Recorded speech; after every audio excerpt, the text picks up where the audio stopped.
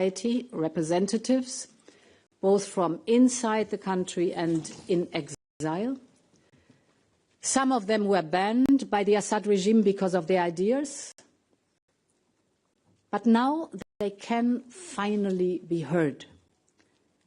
So I am proud to announce that this year we are planning to hold the civil society dialogue of the Brussels conference in Damascus, because all Syrians deserve to take their future into their hands. Syria can become a country where everybody can speak their mind, with equal rights and representation for all, men and women alike, beyond faith, ethnicity and ideology, a country with no place for sectarian violence.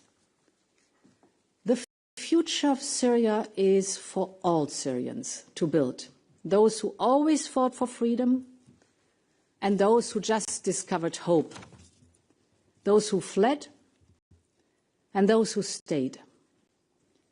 This must be the promise of the new Syria, and we will do everything that is possible so that this can be fulfilled. Thank you very much for your attention. It's wonderful to greet you here today in Brussels.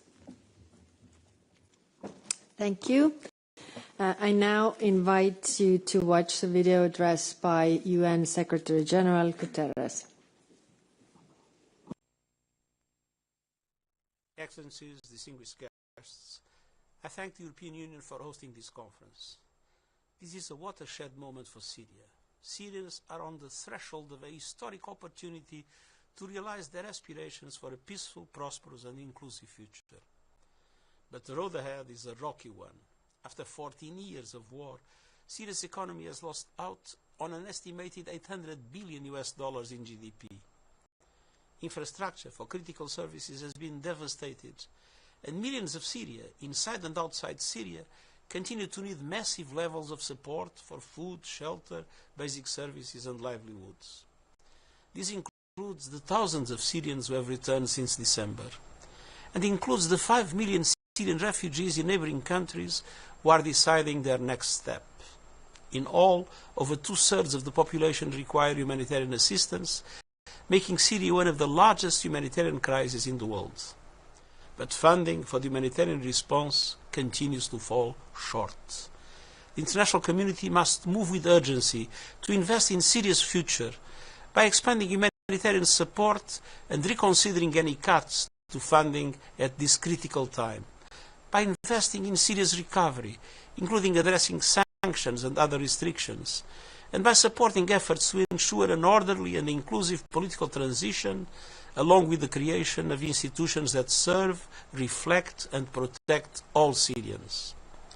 The future of Syria is a matter for Syrians to determine, and my special envoy is working with them to help shape that future. The United Nations remains committed to help Syrians build a country where reconciliation, justice, freedom and prosperity are shared realities for all. This is the path to sustainable peace in Syria, a Syria for all Syrians, a prosperous and thriving Syria, a Syria finally at peace. Let's work together to help the people of Syria as they take these momentous next steps in their journey towards a free, prosperous and peaceful future. Thank you very much. Excellencies, distinguished guests, today we open a new chapter for Syria. Syria faces a colossal transition, and there are inevitable challenges with this. The transition is highly complex. Socio-economic distress, insecurity, political challenges are all interconnected. We are, Minister al-Shibani, fully aware of this, and you have a huge responsibility on your shoulders. But there is also immense hope after decades of brutal dictatorship and war. Hope for Syria, where all citizens can express their views freely without fear and enjoy safety and equal rights. For Syria, where people and businesses can thrive. For Syria, where conflicts are resolved by rule of law and justice, and not through fear or the barrel of gun. In this vein, I'm happy that today EU is pledging over 720 million euros for 2025. This will support the population inside Syria, as well as Syrian refugees and their vulnerable host communities in Lebanon, Jordan and Iraq. This is an increase of over 160 million euro from last year's pledge. We also pledge 750 million euro for 2025 for Syrian refugees and vulnerable host communities in Turkey. This conference is, of course, more than just pledges. Today, we send a message of collective support for a peaceful, inclusive, Syria-led and Syria-owned transition in Syria. Minister, we welcome the number of positive steps the transitional government took over the past 3 months. These include the agreement reached last week between the Syrian authorities and the Syrian Democratic Forces. This agreement is a major breakthrough. It could pave the way for increased stability and better future for Syrians. We strongly encourage parties to work on the implementation, and we are ready to support this.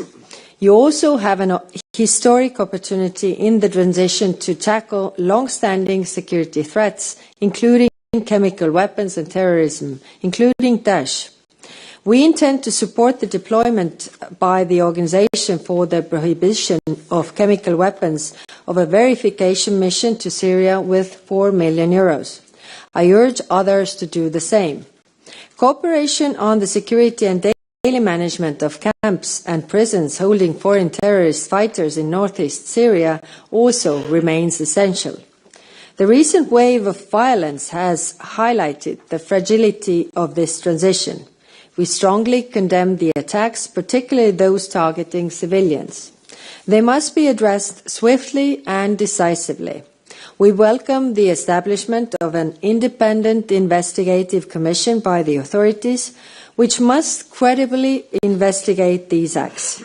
The existing UN Commission of Inquiry should be associated to these efforts.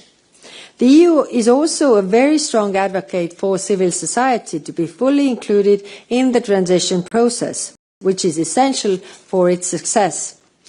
I'm happy that today we are joined by several members of Syrian civil society. Justice and reconciliation are fundamental parts of transition. The people of Syria have lived through decades of horror. It's high time that all Syrians can live safely in peace. The EU will continue supporting UN accountability mechanisms and other transitional justice initiatives. Those responsible for war crimes and human rights violations over the past 13 years must finally be held accountable.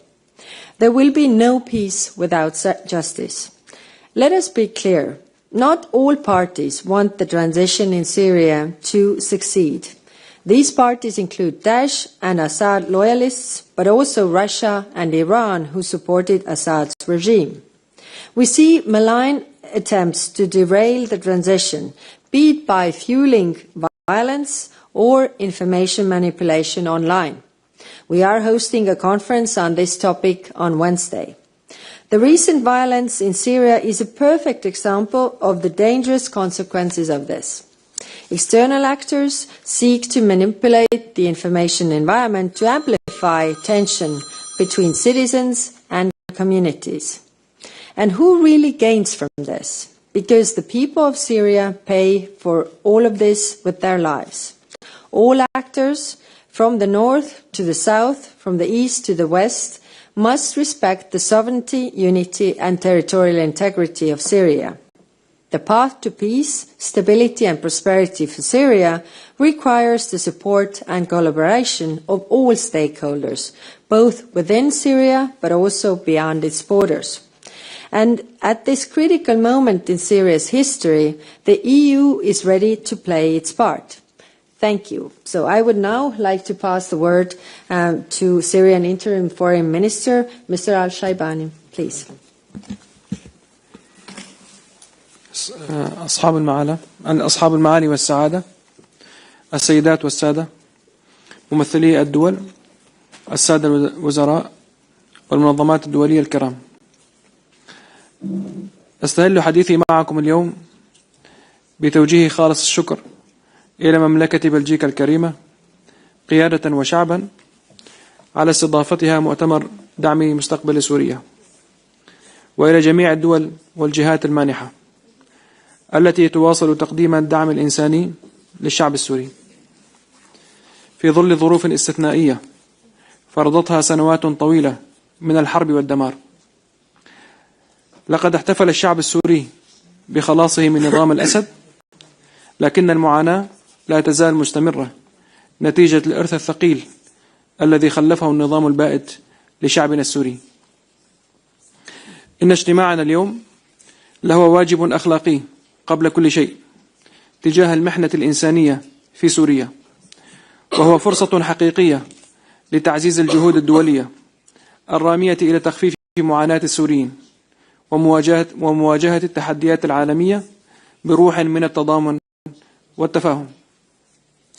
إن المؤتمر اليوم يتميز عن كل نسخه السابقة بالمشاركة الرسمية الأولى للجمهورية العربية السورية بتمثيل حقيقي نابع ومؤيد من الشعب السوري. لقد شهدت سوريا تحولات سياسية كبيرة في الآونة الأخيرة، فبعد الإطاحة بنظام الأسد الذي تسبب في أكبر أزمة إنسانية في التاريخ المعاصر، بدأت مرحلة انتقالية جديدة التف فيها السوريون وتوحدوا جميعا حول إدارتهم الجديدة لدعمها وإنجاحها. وعقد المؤتمر السوري للحوار الوطني الذي جمع المجتمع المدني ومئات من ممثلي الشعب السوري بمختلف مكوناته وفئاته، وأعلنت مخرجاته المشتركة في أول مشهد يشارك فيه الشعب السوري وممثليه مشاركة حقيقية في القرار السياسي منذ أكثر من 5 عقود من الظلم والاستبداد. كما بدأت الحكومة الجديدة منذ اليوم الأول وفي تنفيذ الإصلاحات الداخلية في مؤسسات الدولة السورية لمكافحة الفساد وتحسين الشفافية الحكومية، مع الالتزام الكامل بتعزيز المصالحة الوطنية بين جميع أبناء الشعب السوري وتجاوز الانقسامات الطائفية والإثنية وحماية حقوق الإنسان وحقوق المرأة. السيدات والسادة، إن أمن سوريا واستقرارها يتعرضان لتهديد مستمر من قبل جهات خارجة عن القانون كفلول الأسد وبعض الميليشيات المتمركزة على حدودنا مع دول الجوار، إضافة لانتهاك إسرائيل لاتفاقية 1974 وتوغلها في الأراضي السورية مستغلين المرحلة الانتقالية الجديدة. كل هذه المحاولات تشكل خطرا كبيرا على سيادتنا وسلامة شعبنا. إن الجمهورية العربية السورية دولة واحدة موحدة، ولن يتسامح السوريون مع أي محاولة للمساس بالسيادة السورية أو تقسيم سوريا أو فرض مناطق نفوذ على حساب وحدة البلاد. وفي هذا السياق رأى العالم أجمع نزول جموع السوريين للاحتفال في الشوارع والميادين بعد الاتفاق الأخير مع قوات سوريا الديمقراطية الذي نسعى لإنفاذه مع مراعاة كامل الجوانب الإنسانية للسوريين في شرق سوريا، والتأكيد على مكافحة الإرهاب بكافة أشكاله، وضمان عدم استخدام الأراضي السورية الموحدة في خلق فوضى عابر الحدود أو تهديد لدول الجوار أو العالم. ورغم محاولة فلول النظام البائد الأخيرة الفاشلة تقويض الأمن والسلم الأهليين، إلا أننا عازمون على المضي في تطهير البلاد من بقايا الفساد والإجرام وإعادة الأمن والاستقرار في كافة أنحاء البلاد وتمكين السلم الأهلي والعدالة الانتقالية. ولن نسمح بأن يتم تبني رواياتهم ضد الحكومة السورية أو فرضها ضد إرادة السوريين، حيث استغل النظام السابق ورقة الأقليات وأساء استخدامها، فإننا نرفض أن نفعل الشيء ذاته. فقد أدت 54 عاما من حكم الأقلية إلى تهجير أكثر من 15 مليون سوري وسقوط مليون شهيد وقمع الأغلبية والأقليات الأخرى على حد سواء. وإننا في الحكومة السورية الجديدة نؤمن بالمواطنة لجميع السوريين بكافة طوائفهم، ونؤمن بأن الكل متساوون أمام القانون بالحقوق والواجبات. إن عهد الاستبداد قد ولى، وقطعنا وعدا لشعبنا أن عصر الظلم قد مضى ولن يعود، ولن نتوانى عن محاسبة كل من تلطخت يداه بالدماء البريئة خلال 14 سنة الماضية عبر عدالة انتقالية وطنية مستقلة. وقد اتخذنا تجاه أحداث الساحل السوري المأساوية التي هزت سوريا والعالم خطوات عملية فاعلة في هذا الاتجاه، وكان أبرزها تشكيل لجنة مستقلة للمحاسبة والتحقيق. وكما هو الحال الآن، تبقى الحكومة السورية الجديدة الضامن الوحيد للسلام المهلي. السيدات والسادة، نحن هنا اليوم ليس فقط لنتحدث عن المساعدات الإنسانية المؤقتة، بل لنضع الأسس لحلول شاملة ومستدامة عبر إجراءات حقيقية ملموسة تبدأ برفع العقوبات الاقتصادية ودعم جهود إعادة الإعمار وتمكين الشعب السوري من إعادة بناء وطنه من جديد، بعيدا عن الضغوط السياسية والعقوبات الإحادية التي لا تزيد إلا من معاناته. لقد مر الشعب السوري بظروف قاسية، حيث تعرضت البنية التحتية لدمار واسع، وأصبح الملايين بحاجة ماسة إلى المساعدات الإنسانية من غذاء ومياه ودواء وتعليم وخدمات صحية. ورغم الجهود التي تبذلها الإدارة السورية الجديدة بالتعاون مع شركائنا الإنسانيين، فإن التحديات لا تزال كبيرة. وفي هذا السياق نثمن الخطوات الإيجابية التي اتخذها الاتحاد الأوروبي، بما في ذلك تعليق بعض العقوبات في قطاعات حيوية مثل الطاقة والنقل، بهدف دعم عملية الانتقال السياسي والتعافي الاقتصادي. ومع ذلك فإن هذه الإجراءات لم تصل بعد لمستوى طموحات الشعب السوري المتحمس لإعادة عجلة الحياة سريعا. إن سبب هذه العقوبات هو نظام الإجرام البائت، وها قد زال، فاستمرارها اليوم يعني أن السوريون هم المعاقبون. إن رفع العقوبات الاقتصادية عن سوريا لم يعد مجرد مطلب حكومي، بل هو ضرورة إنسانية وأخلاقية، إذ أن هذه العقوبات تمنع السوريون من استعادة حياتهم الطبيعية، وتعيق الاستثمار في القطاعات الحيوية التي يحتاجها الشعب السوري للنهوض ببلده ووطنه. فلا يمكن أن نتحدث عن التعافي الاقتصادي والتنمية الإنسانية في سوريا بينما لا تزال القيود المفروضة تمنع حتى وصول المعدات الطبية وقطع الغيار لإصلاح المستشفيات والمرافق الخدمية الأساسية المتضررة.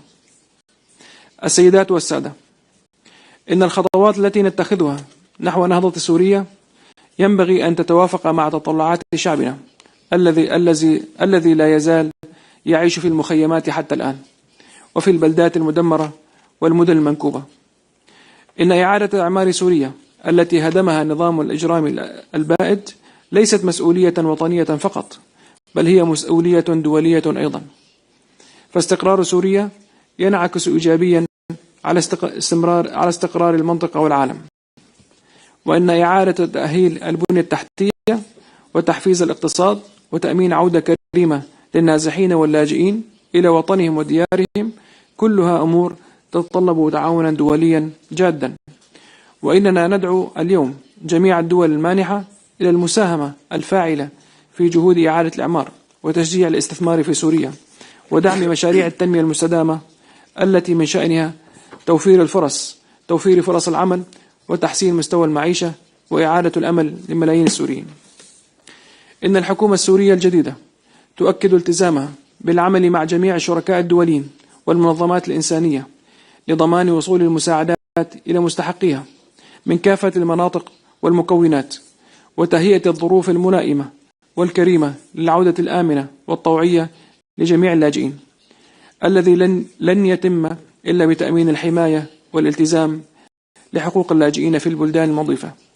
ونحن منفتحون على الحوار والتعاون في كل ما يخدم مصلحة الشعب السوري ويعيد لسوريا دورها الطبيعي في المنطقة والمجتمع الدولي. وفي الختام أجدد شكري لكل من وقف بجانب الشعب السوري في محنته، وأدعو الجميع إلى اتخاذ قرارات جريئة تصب في مصلحة عودة السلام والاستقرار. إن سوريا تستحق أن تعود قوية، وسنظل نعمل مع كل من يؤمن بالإنسانية والعدالة لتحقيق هذا الهدف، ونحن على ثقة بأننا جميعا بتضافر جهودنا المشتركة قادرون على دعم سوريا لتجاوز هذه المحنة وبناء مستقبل مزدهر يسوده السلام والأمن والاستقرار. وشكرا لكم.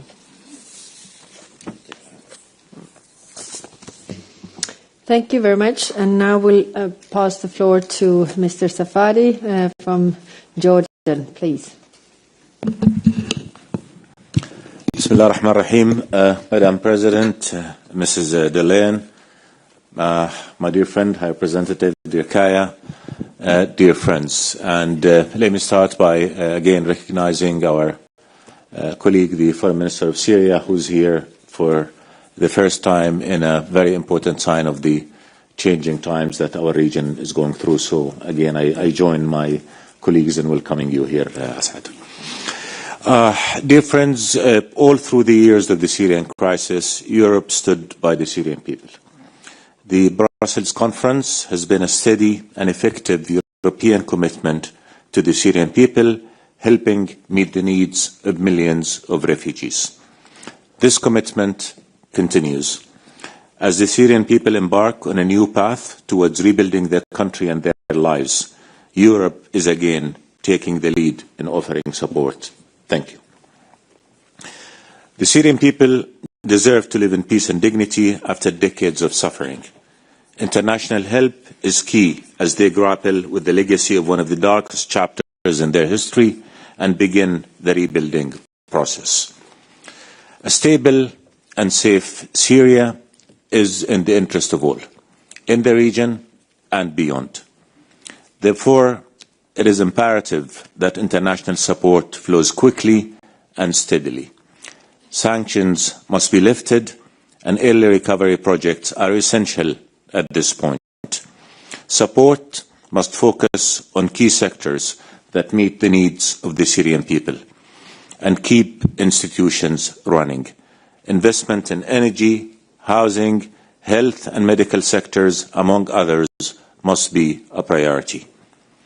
Early recovery projects that provide houses, schools, hospitals, and create job opportunities are essential for creating conditions conducive to the voluntary return of refugees. If we all come together, we can make a difference, and Syrian refugees can go back and contribute to rebuilding their country. Dear friends, in Jordan, we stood by our Syrian brethren in times of crisis and peril. We stand by them today at this historic moment of promise, hope, and opportunity. Jordan hosts 1.3 Syrian refugees. We did everything we could to ensure that they live in dignity. In Jordan, only 10% of refugees live in camps. Our schools have been open to all Syrians in the same way they were open to our own citizens. More than 150,000 Syrian kids are enrolled in our public schools. That's about 11% of the student population. We provide Syrians the same medical treatment we provide Jordanians. We give work permits and we share our scarce resources with them. But without your support, Madam President, dear friends, we would not have been able to meet their needs. That support must continue to flow. The answer to the refugees' problem is obviously their voluntary return to their country. But until conditions are conducive to this return, their needs must be met. Host countries cannot take care of refugees on their own. There is the alarming drop in support for refugees, and organizations that care for them must be reversed. We hope this conference will allocate the funds needed to ensure that host countries can continue to shoulder their human responsibilities of caring for refugees. Dear friends, our meeting today could not have been more timely. It is a practical step to support the Syrian people. It is also a message that the world stands by them as they move towards a better future of unity, peace and stability. The responsibility facing the new Syrian government is huge, but so is the opportunity of fulfilling the rights of the Syrian people to a country that is safe, united, free from terrorism, all-inclusive, and that guarantees the right of all Syrians. After all the pain and loss and suffering they have endured, the Syrian people deserve to live in freedom, equality, dignity, and peace. And Syria's territorial integrity and sovereignty must be respected. Israel must immediately withdraw from Syrian territories it has occupied and must stop meddling in the Syrian affairs. Its actions are unlawful and destabilizing. The Syrian government has said, even now, that it is fully committed to the 1974 agreement. Israel must uphold that agreement too, and it must respect international law. Otherwise, it will be sowing the seeds of conflict and chaos in the region again. Dear friends, again I say, Syria's stability is key to regional stability. The new Syrian government carries the responsibility of meeting the rights and aspirations of the Syrian people. But we collectively have a responsibility to help them do that. This conference is a clear signal that Europe is shouldering this responsibility, that Europe is again taking the lead, and we thank you for that. Thank you, dear ministers, for your intervention. Now we will close this first session. Thank you for President von der Leyen to be present here. We have a small technical pause, and then we will continue with the closed session of this conference. So thank you. A small technical break, and we will continue